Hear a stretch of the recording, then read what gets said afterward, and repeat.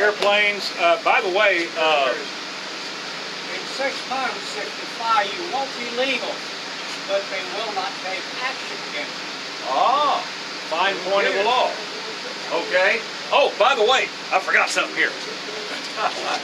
Look at here. Gotta see this. Look at this. You want to see a neat windshield?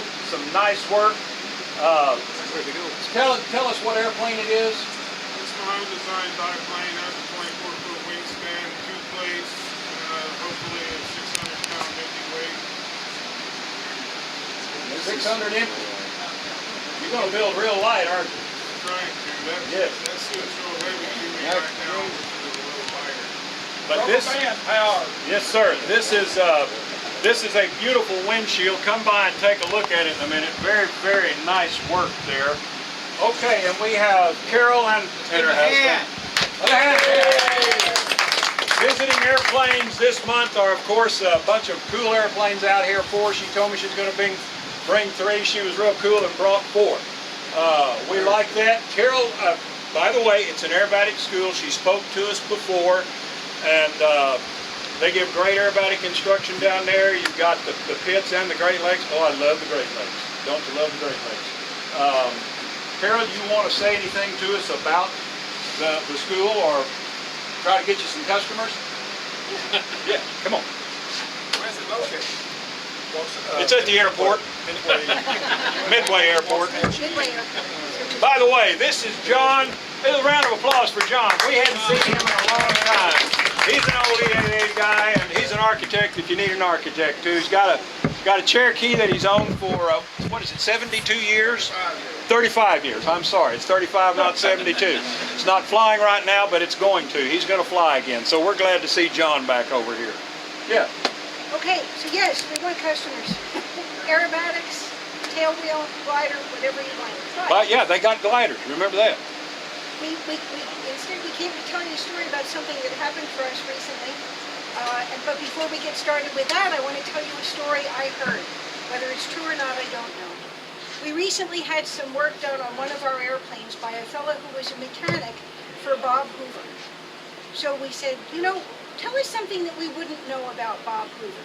He said, I'll do you one better. I'll tell you something that you probably don't know about Chuck Yeager. I said, what's that? He said, well, in the story of him flying Glamorous Glennis and breaking... In the story of him flying Glamorous Glennis and breaking the sound barrier, you know, that he had broken ribs and he wasn't technically supposed to be making the flight, and he did that. In The Right Stuff, they make it sound like he was riding horses with his wife across the prairie the night before, etc. Was he riding with another woman? Negative. Oh, no. okay. He was with Hoover, and I don't know whether that's good or not, but according to this mechanic, he said that Hoover told him that they were both over at Pancho Barnes's place, drinking and carrying on and whatnot. Yeager was on a motorcycle that had an intermittent headlight, and Hoover was in a Jeep. And when they went to go back and go to bed and get ready for the next day, Yeager jumped on the motorcycle and said, the headlight's not working. Hoover said, don't worry about it. He said, I'll ride behind you in the Jeep and light your way. Yeager says, oh, it sounds like a good idea to me. And he gets on the motorcycle, and Hoover gets in the Jeep, and as they're coming up on a bend, Hoover thought he'd be funny and shut the lights off. Yeager went off the road, tumbled off the bike, broke his ribs, and they patched him up and took him home. I just thought it was an interesting story. I think it is too. Good story. Round of applause for a good story. Better than a horse, right? Yeah, that's right. That's right. Well, also, Hoover was next in line, right? Yeah. Yeah, I know. There's that. So the thing that we wanted to tell you about, we recently, this year, had the very good fortune to be the successful bidder on a contract to do the glider towing at the Air Force Academy. That necessitated us, and we are, I don't know what your impression is, because this is all of us out here. This is everything, except our dear friend Jason, who was bringing a Quicksilver and didn't make the flight. He ended up in a field on the way over here. We're going to go retrieve him on the way back. You're sure he's okay? Yes, we are. Okay, good. We circled him and waved on the way by, but all right. He'll come next time. He's been good. dying to get here. Wait a minute. How'd you say that? Huh? He's been dying to... No. Wait a minute. Anxious. He's been anxious to get here. Okay, good. Well, we are a flight school, but we're a relatively small flight school. This is it out here, except for the gliders, what you're looking at.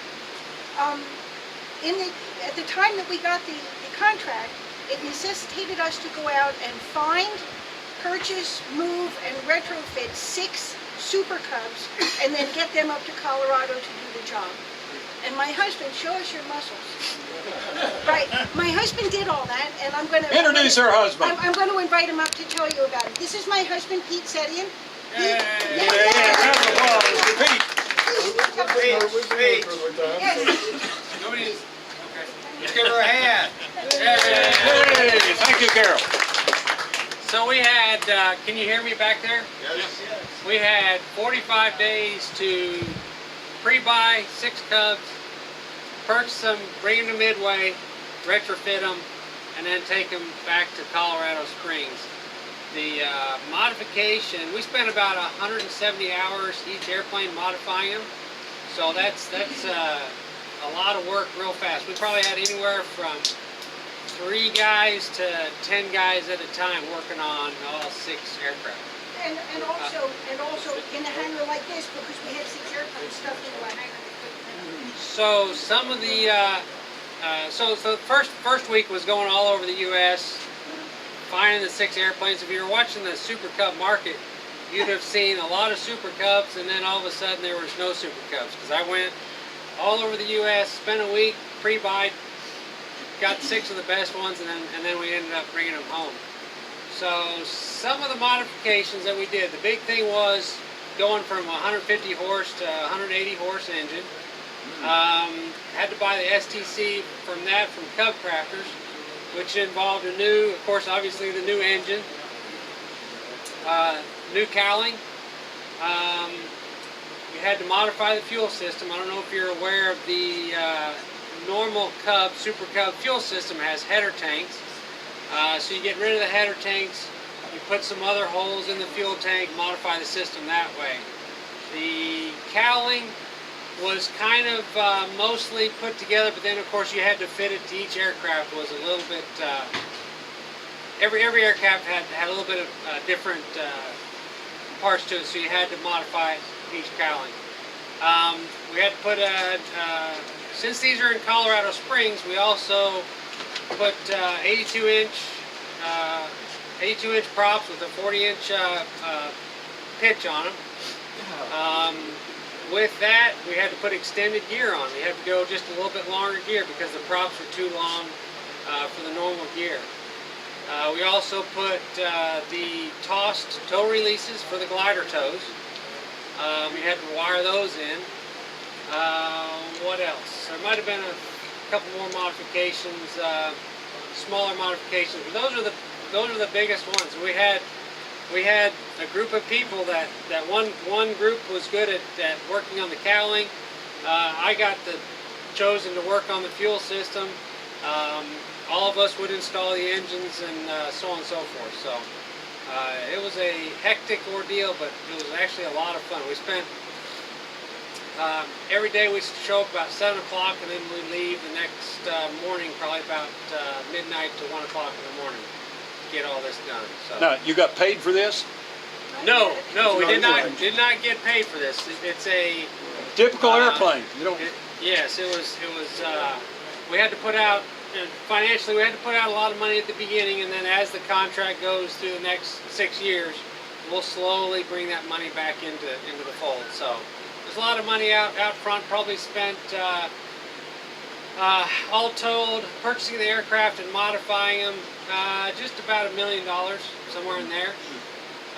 So it was a pretty big project for a small mom and pop operation like we had, but we're really pleased to be able to win that contract and work out the academy. Who will fly the tow plane? Are y'all going to So we have provide the pilots also? So we flew them up to the academy, and they have it's a government contract. They already had the program into place, so we were required. There's a statute or a law of some sort. The pilots that were in place automatically transitioned to the new contractors. So most of the pilots there came with us. A few of them retired and so on and so forth, but the pilots were already there in place. Any other questions? I have something to offer. Okay. The Air Force Academy, in trying to get prepared to go up there, we were looking for the airport diagram. You can't find it anywhere. They do not want people landing there at all. You need a special permission. You've got to have a landing permit, etc. One of the things that you don't have the opportunity to see until you fly in there is that they have the largest single expanse of AstroTurf in the world. It's 4,000 feet long by 500 feet wide, is that right? It's basically four lanes, four runways at 150 foot lanes. So yeah, 4,000 by maybe 500-600 feet in length and width. So it's an amazing. The Academy's a really cool place. It's a terrible place for an airport because you're at the base of the mountains, so you've got a lot of winds that are coming in. One side of the airport, the winds are coming this way. If you look on the other side, the winds are there, and they're here. I mean, they're just all over the place because the winds are always swirling. So. Ooh. All right, everybody that is from the, okay. What have you done with the old engines? The old engines were cores, so we had to return the cores to the. You don't have them anymore. No, we had to send them back part of the new. And there were some good ones. He's got 6 inches in there. Okay, everybody that came over from the aerobatic school, put your hand up. Let's see everybody. All right, we're glad to have these guys. All right, very good. Okay, we're going to take some time out there and take a look at them. Ben. Real quick, I've got a 95% completed Tasmania PL2 project for sale, and anybody interested, get in touch with me. It's a bargain. Hey, Jim, Okay. don't forget to pass out the newsletters. Tell Yes. us about Okay, we have newsletters, hard copies if you want a hard copy. They're beautiful. And if I don't have your email, give it to me, and I'll make sure you get on there. And also like us on Facebook.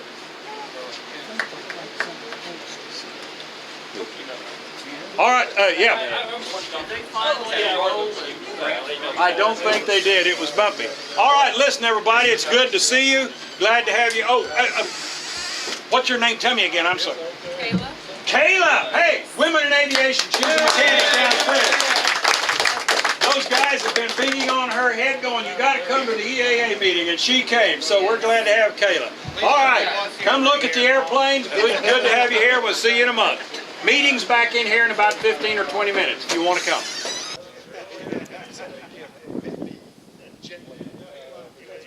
Great Lakes.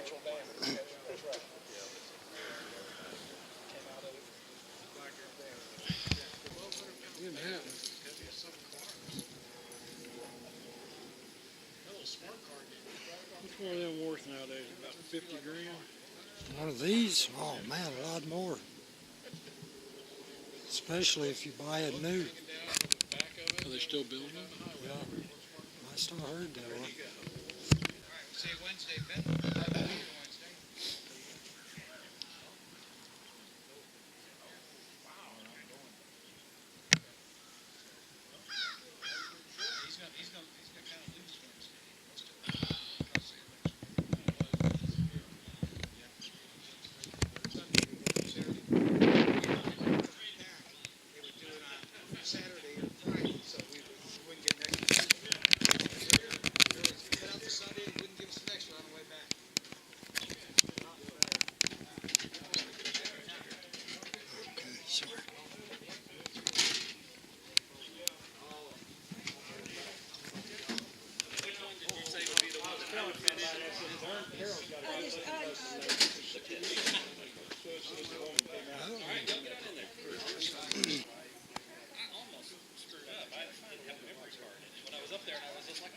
this woman that was here, so I didn't know last year my car was one of them. Sure enough. So yeah, I do have a couple of those. Oh, my injury. So you might find some car keys. You know your phone number? 817-558.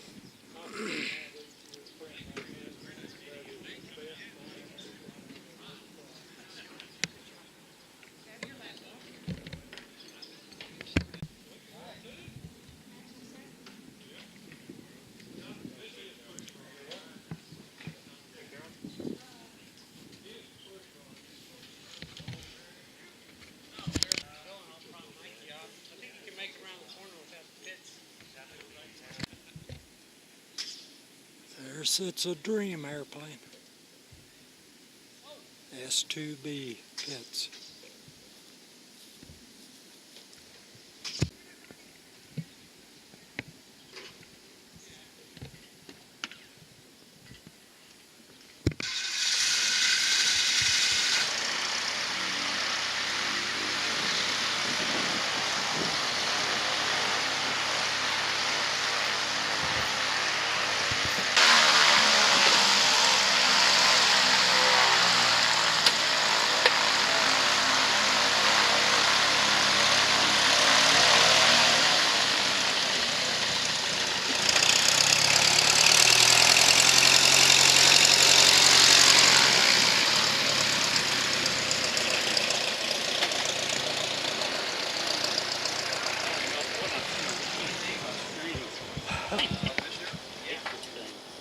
That's pretty good.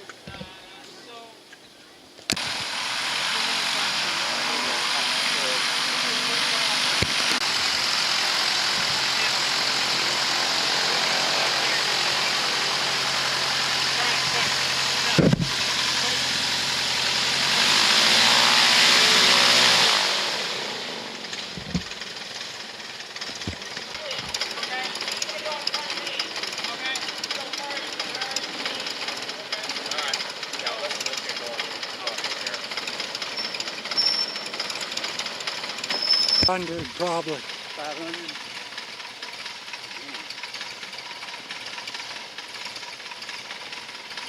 I flew one of those a few hours with this sergeant guy. I had my license for a little while, and he was checking me out, and he started hollering, screaming at me, and I was like, man, I don't want nobody hollering, screaming. He's just watching. He said, I'm watching out. I remember the first time one of the first times I took off, he had told me to make a turn over this road, you know, and I just thought, man, I felt like I was really low, and I think it was pretty high down, so it wasn't climbing out too good. And I said, well, he goes, turn right here, and I go, let me get a little more altitude before I do my turn. And he goes, I'm going to come